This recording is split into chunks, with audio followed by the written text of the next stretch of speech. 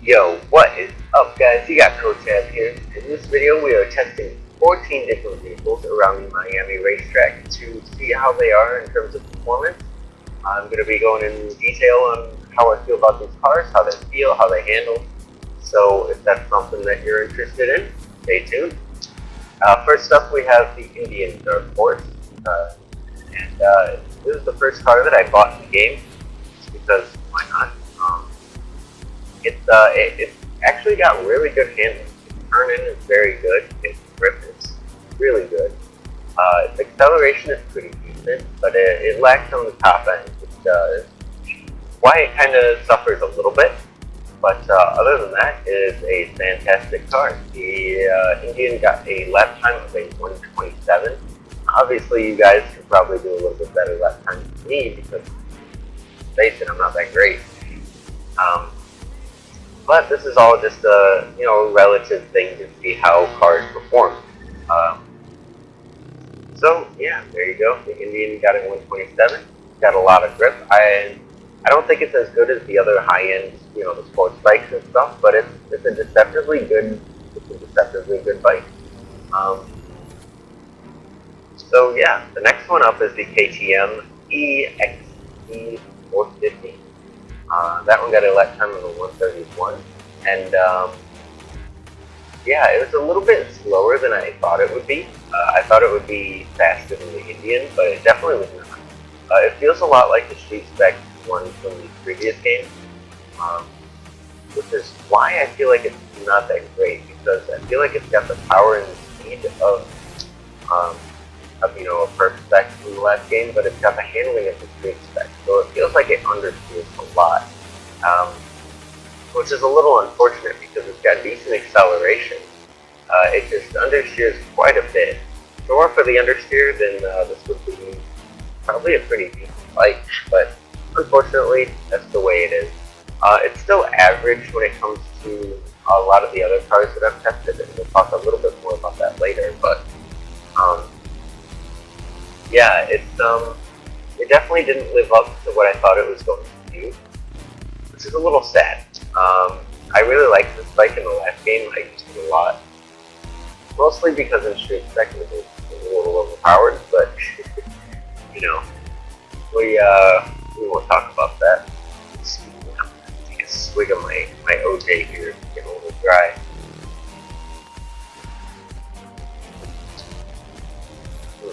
That's delicious. So, yeah, I don't know. I guess I really wouldn't recommend buying this because it's a little way off the pace of what the top vehicles are. Next up is the Impala Super Sport. I'm gonna tell you straight up, don't buy it. It's pretty shit. It got a 133, which is faster than I thought it would do, but its handling is just, it is just bad. It understeers, and it's ridiculous. It's got a lot of wheel spin, it's got low grip, low traction. So every time you go into a corner, you hit the thumbstick to try to turn, and the car itself turns and angles that way, but it keeps going forward, and it just rips. It is very challenging to get this car to go around corners.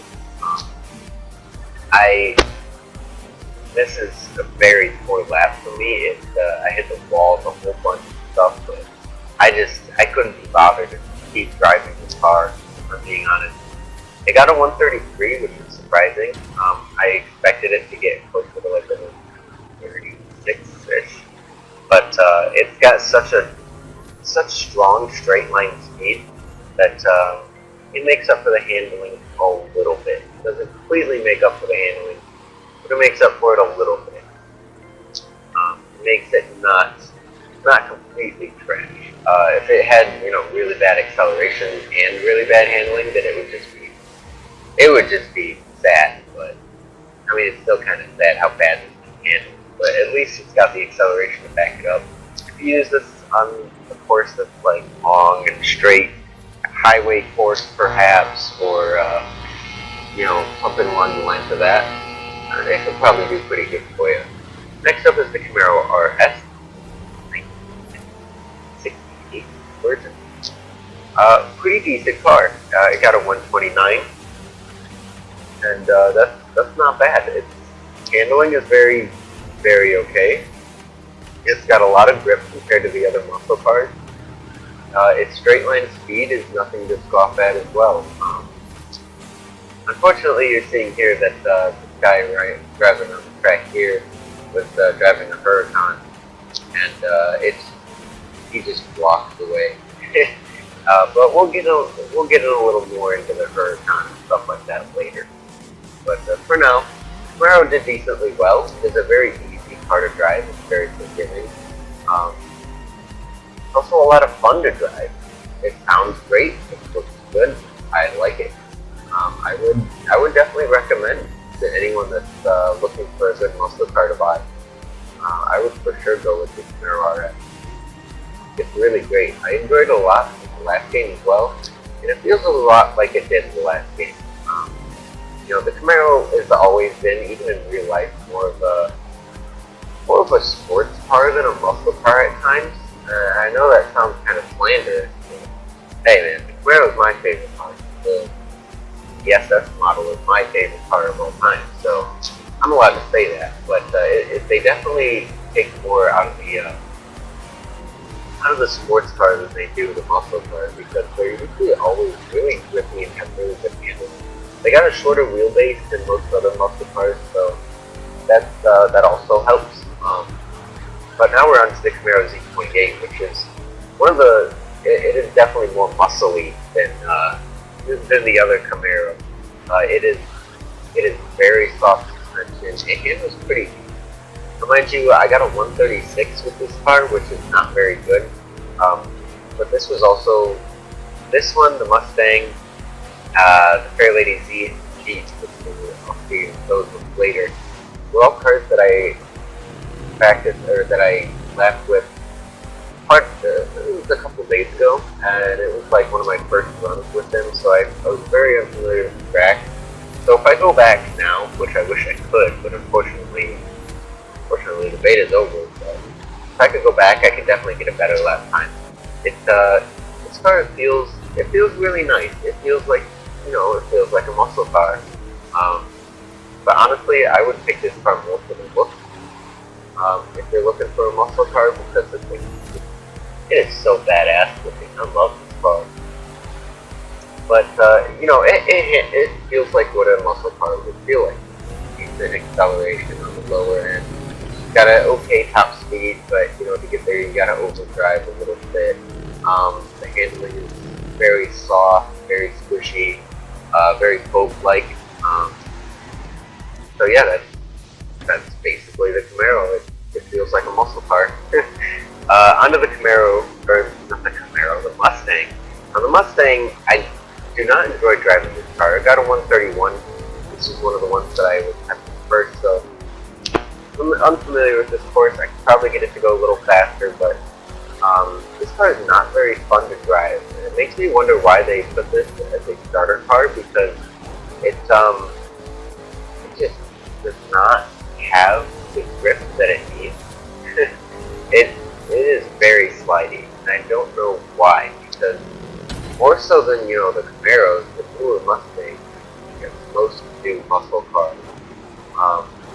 But the Mustang in real life, basically, in real life, is a lot grippier than this.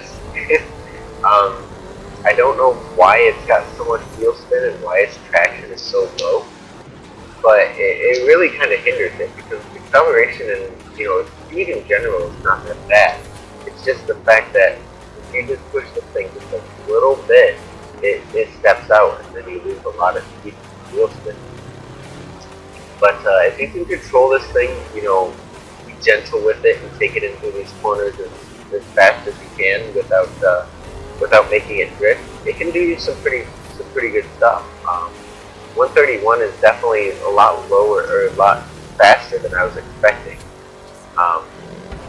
But like I said, if I go back now, I could probably get it close to 127 this time. Now we're on to the Mini Cooper S Countryman All-4. This is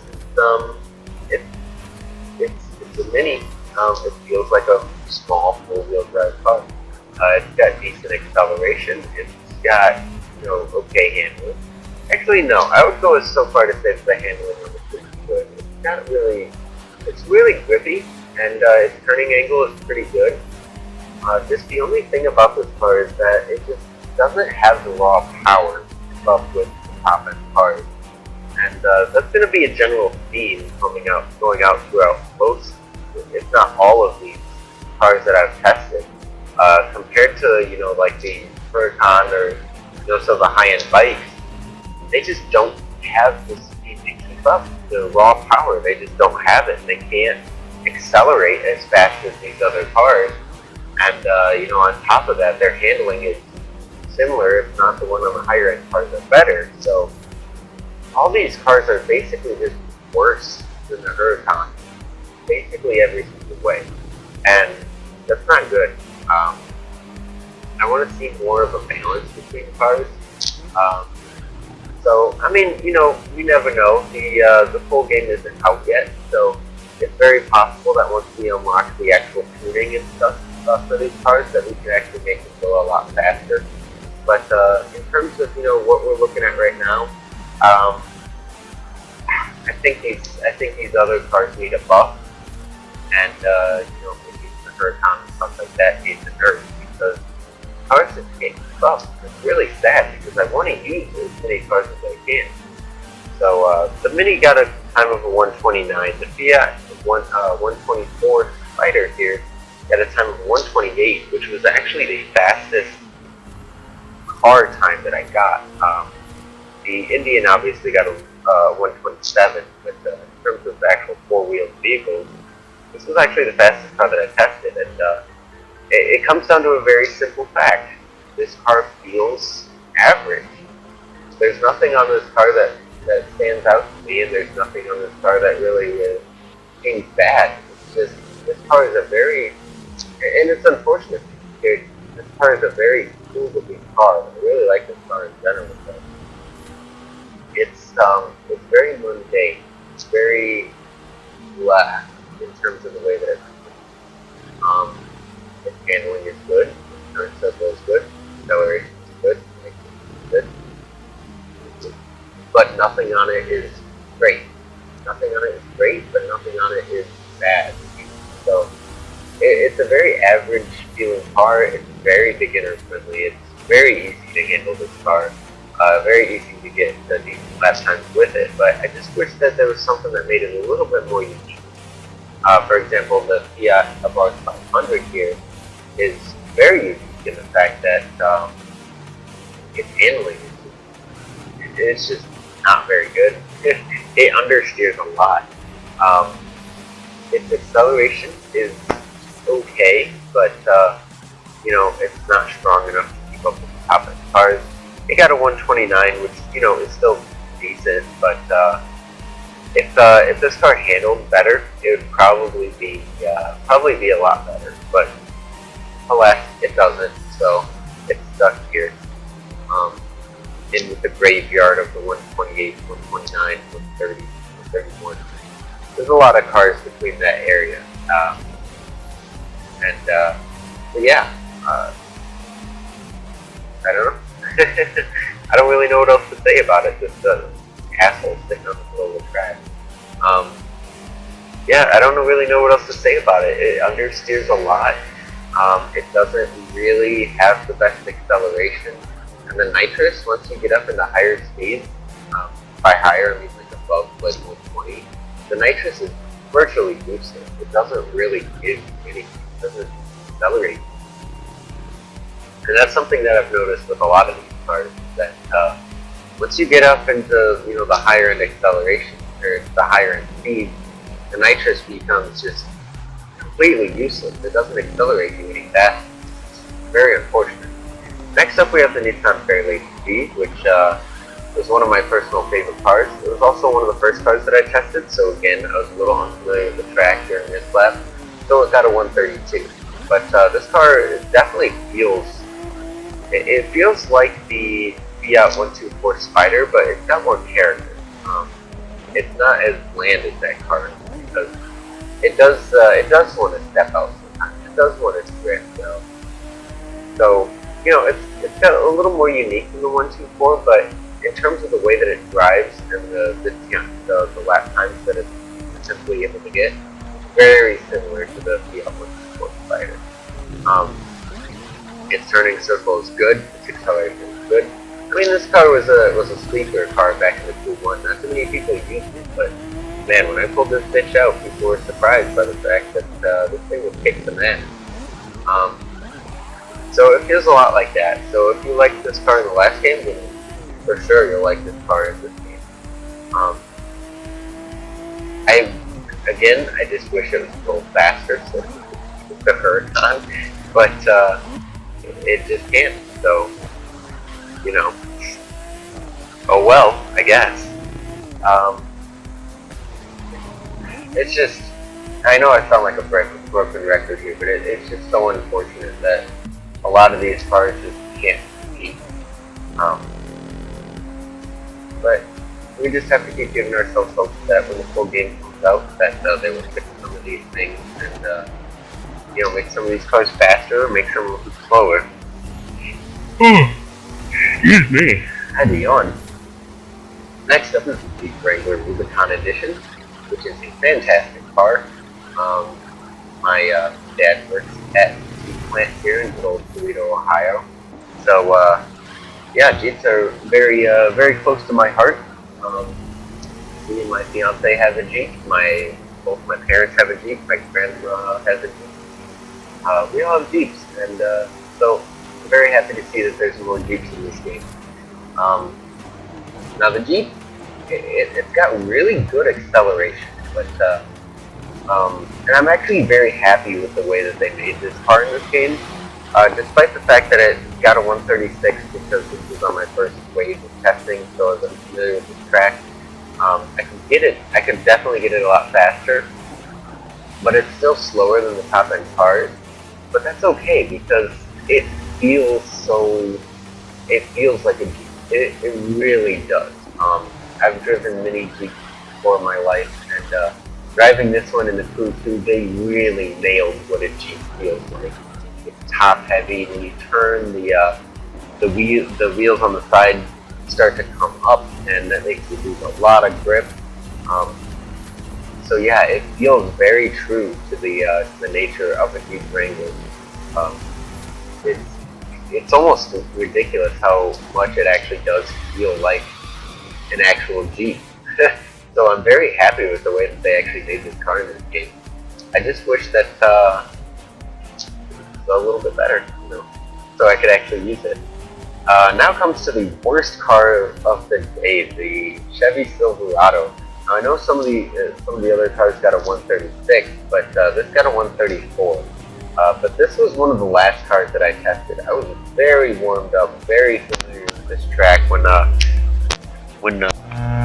gave it a shot.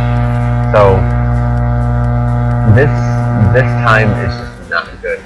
Now I know for some God knows what reason out there's a lot of people that play the Crew that love the Silverado. In the Crew 1, there were so many people like on Reddit and stuff like that were just like, yeah, I love the Silverado, it's the best car, blah blah blah. I'm like, dude, why? Why do so many people like the Silverado? I just don't get it. In this game, it's just bad at everything. Its handling sucks, its acceleration sucks, its nitrous sucks, its grip sucks. Everything about this truck is just not good. I don't know if it's the worst car in the game, but it's by far the worst one that I've tested. Even though I got times lower in other cars, that was because I was unfamiliar with the track. This is prime Kotab right here, and you can barely get this thing around in 134. So yeah, I don't know why so many people like the Silverado. There's still probably going to be a lot of people that buy it. I just don't get it, man. Silverado is a very boring, ugly-looking truck. I mean, the Raptor is a cool-looking truck. It's actually, I don't know, it's not the Silverado. It's just not a good-looking truck. The Raptor here, though, actually surprised me with the time that it did. It did a 131, and this was, again, one of the first cars that I tested, so I can definitely go faster with this car now. If I went back and tested it, But its acceleration is very good, and its handling is actually surprisingly good. I really expected this thing to handle like the Silverado and the Jeep. You know, very top heavy. Feel like it's gonna tip over. Very heavy, but it really doesn't. It feels heavy, but it handles like a light car, and that goes to its benefit a lot. I think the Raptor is potentially one of the best SUVs in the game. Obviously, I haven't tested there's a Jeep Grand Cherokee in the game, and haven't tested the Hummer. I don't really know what other SUVs are in the game, but it's surprisingly really good. It handles really great. It feels very nice to drive. It doesn't feel like I'm struggling with it like I did with the other two SUVs that I've tested. So it's a lot more beginner friendly. I mean, honestly, if you like SUVs, if you like the Ford Raptor, for sure give it a buy. It's definitely worth it. But now we come to the last car of the day with just a destructive lap time of 1 minute and 24 seconds. That is 3 seconds faster than the next fastest car that I've tested in the median. That's 4 seconds faster than the next fastest four-wheeled vehicle that I've tested. So it is just ridiculous. Its acceleration, its speed, its grip, its nitrous handling. This thing is just by far the best car at everything. Nothing accelerates quite like it. It's got a really good top end for this spec, so that's another thing. Nothing turns as sharp as it does. Nothing has as much grip as it does. It's just a dominant car. And I'm really hoping that we can perhaps see a little bit of a nerf hammer come to this thing. Because it's just ridiculous. Like I said, I like to use a whole bunch of different cars. So seeing this car be just absolutely destructive, so much faster than everything else, kind of a thing. So hopefully in the full game that they fix some of these things. The balance is a very big issue right now. So yeah, I hope you guys enjoyed. I actually had to record this twice because my microphone's a piece of shit. So thanks for watching, guys. I hope you enjoyed it. As always, I will see you guys later.